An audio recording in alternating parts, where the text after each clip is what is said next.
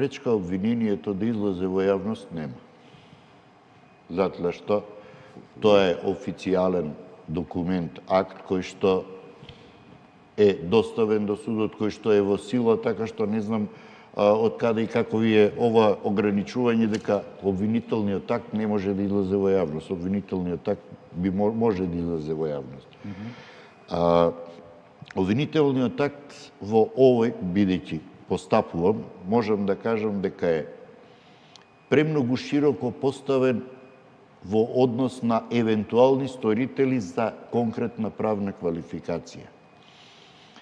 Има премногу контрадикторности во самиот обвинителен акт.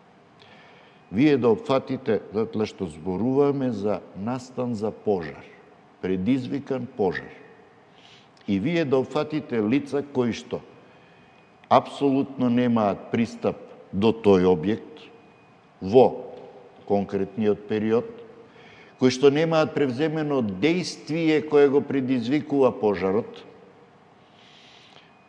и да одите само со еден опис на соизвршителство со особен допринос. Но, да кажеме, особен допринос на обвинетиот Еленко Миланов се состои во тоа за настанување на тој пожар.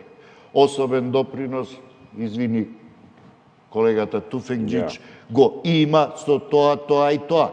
Не, вие имате само еден општ, особен допринос и како формулација од членот 22 за соизвршителство без конкретни дејствија.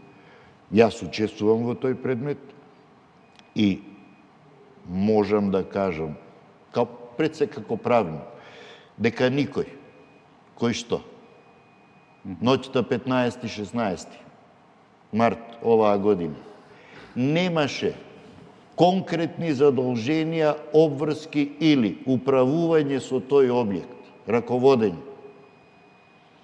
или постапување во тој објект, не може да одговара за оваа правна квалификација.